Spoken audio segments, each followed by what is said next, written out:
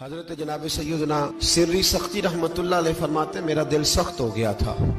میں بڑا پریشان رہتا تھا۔ حضرت معروف کرخی رحمتullah علیہ کی بارگاہ میں کئی دفعہ عرض کی، میں نے کہا بابا میں اس کا کیا کروں، یہ سخت ہو گیا، مہینوں ہو گئے یہ اللہ کے خوف میں نہیں رویا، سالوں بیت گئے حضور کی نعت سن کے نہیں رویا، اب تو کتنا وقت گزر گیا ہے، اسے مدینے جانے کے لیے بھی رونا نہیں آتا، حضور یہ سخت ہو گیا ہے، کوئی رحمت کی نظر ہو، خشکی سی آ گئی ہے، عجیب سی میل چڑھ گئی ہے۔ فرماتے کئی دفعہ میں نے خواہش کا اظہار کیا۔ ایک دن نا عید کا دن تھا تو حضرت معروف کرخی نے ایک چھوٹا سا بچہ انگلی کے ساتھ لگایا ہوا تھا، تو حضرت آ رہے تھے، تو میں نے کہا حضور آپ کدھر سے آ رہے ہیں، یہ بچہ کون ہے؟ فرمانے لگے یتیم ہے۔ سارے بچے عید والے دن اخروٹ کے ساتھ کھیل رہے تھے، بیچارے کے پاس اخروٹ کوئی نہیں، تو حضور آپ کیا کریں گے؟ تو حضرت معروف کرخی کہنے لگے پیسے تو میرے پاس بھی کوئی نہیں اخروٹ خرید کے دینے کے، میں یہاں سے کھجوروں کی گٹھلیاں چنوں گا، وہ گٹھلیاں بازار میں بک جاتی ہیں،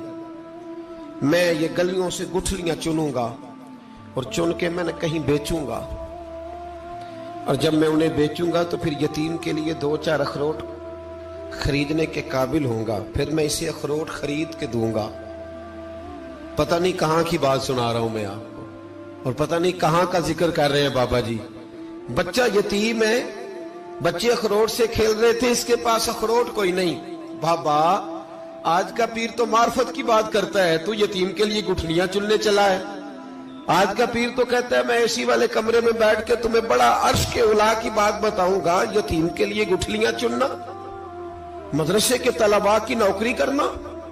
یتیموں کا، غریبوں کا، ان مجبوروں کا خیال کرنا، یہ تو رواج ہی نہیں ہے آج کا۔ بابا تو کیا کہانی سنا رہا ہے؟ تو حضرت معروف کرخی کہنے لگے گٹھلیاں چنوں گا، پھر انہیں بیچوں گا، پھر جب کچھ پیسے ملیں گے نا تو میں اسے اخروٹ خرید کے دوں گا، اور فرمانے لگے جب یہ اخروٹ سے کھیل کر ہنسے گا نا تو اللہ میرے دل کو سکون عطا فرمائے گا۔ میں گٹھلیاں چننے جا رہا ہوں، میں مزدوری کرنے، تیری تلاش میں پھرا میں جنگل، پہاڑ اور دشت میں۔ تو حضرت سری سختی فرماتے ہیں میرے گھر میں پیسے تھے، میں نے کہا حضور اگر یہ نوکری مجھے مل جائے تو میں غلام جو ہوا، اگر مجھے دے دے یہ نوکری تو میں نہ کر لوں؟ فرمانے لگے تو کر لے۔ فرماتے میں اس یتیم کو پہلے گھر لے گیا، وہاں سے میں نے پیسے لیے، پھر بازار لے گیا، کپڑے خریدے، اس کے لیے ٹوپی خریدی، پھر میں نے اسے 2 کھجوریں کھلائیں، پھر اخروٹ خرید کے دیے۔ حضرت سیدنا معروف کرخی کہتے ہیں اس کو میں نے چیزیں دے کے نا، وہ بچہ تھا، بچے ہی ہوتے ہیں، میں نے جب اسے اخروٹ دیے تو وہ دوڑنے لگا، میں بھی ہلکا ہلکا پیچھے چلنے لگا۔ فرماتے ہیں وہ جا کے بچوں کے گروہ میں مل گیا، وہاں درجنوں 20 بچے کھیل رہے تھے، وہ مل گیا، وہ کھیلتا رہا۔ آپ فرماتے ہیں لوگوں اس دن میرے رب نے میرے دل کو اپنے قرب کی لذت بھی عطا کی، اور میرا دل تھا میرے سینے پر ساری رات، تھا میرے سینے میں میرا دل،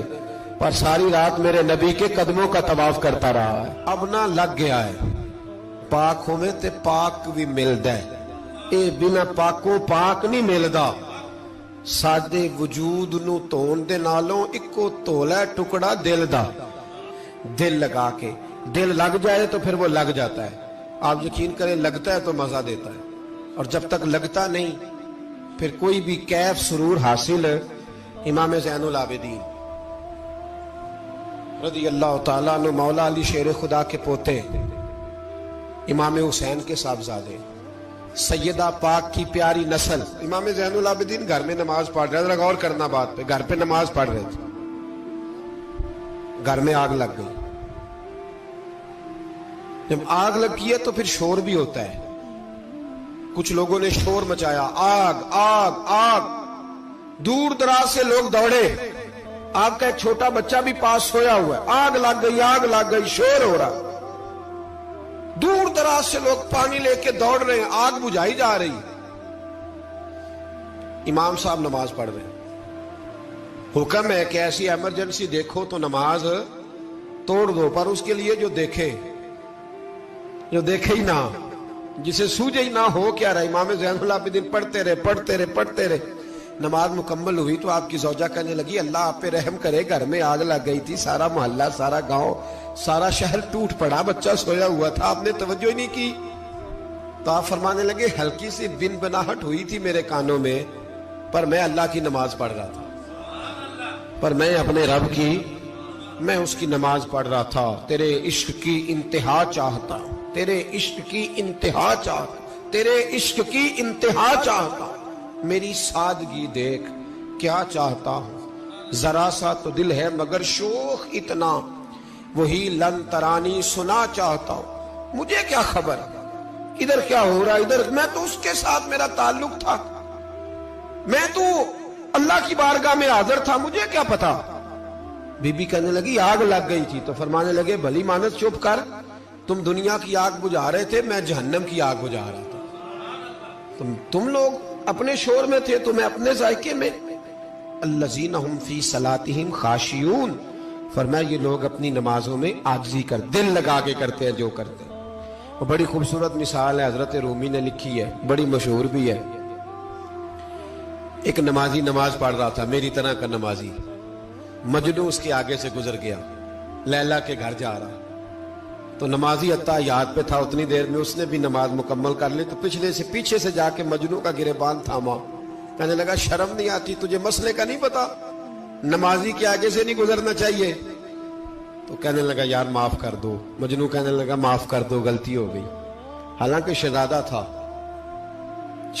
تھا، پر معافیاں کیوں مانگ رہا ہے؟ اس لیے کہ کسی سے دل جو لگ گیا ہے، عاجزی آ گئی، ان کے چل یار معاف کر دے، تیری مہربانی، نمازی ناراض نہ ہو جائے، نمازی بڑے ڈاڈے ہوتے ہیں، کئی دفعہ بڑے سخت ہوتے ہیں، نمازی تھا بڑا پکا، تو وہ کہنے لگا نہیں، نماز خراب کر دی تو نے، تجھے پتہ نہیں آگے سے نہیں گزرنا چاہیے، اور ویسے بھی زمانے کا رواج ہے جو معافی مانگ لے لوگ سمجھتے ہیں بزدل ہے، یہ بھی بڑا مسئلہ ہے۔ آپ تھوڑا سا کہہ دیں کہ جب دیکھی جائے گی جو ہوگی، لوگ سمجھتے ہیں نہیں ہے دم کم، معافی مانگ لے سامنے والا بگڑ جاتا ہے، الا ماشاءاللہ، لیکن اس کا مطلب یہ نہیں کہ ہم معذرت کرنی چھوڑ دیں، وہ اگر بری عادت پہ ہے تو ہم نے اپنی اچھی عادت کو قائم رکھنا ہے، تو کہا جناب معاف کر دے، تو نمازی کہنے لگا نہیں تجھے عقل نہیں ہے، نمازی کے آگے سے نہیں گزرنا چاہیے۔ پھر مجنوں نے بڑی بات کر دی، پھر ایک عاشق نے عاشقوں والا جملہ بولا، پھر ایک محبت کرنے والے نے بڑی بات کی، کہنے لگا یار نمازی میں تو معافی مانگ رہا ہوں تو نہیں دے رہا، چل ایک سوال کا جواب ہی دے دے کہ میں تو عورت کے عشق میں جا رہا تھا، مجھے تو نظر نہیں آیا کہ تو نماز پڑھ رہا ہے، میں تو بی بی کے عشق میں تھا، مجھے تو نظر نہیں آیا، تو بتا تو رب کے عشق میں تھا، تو مجھے کیسے دیکھ رہا تھا، میں تجھے کیسے نظر آیا، حالانکہ تو اللہ کے عشق میں کھڑا تھا، مالک حقیقی کی محبت میں تیری میرے اوپر نظر کیسے پڑ گئی، میں تو عورت کے عشق میں تھا۔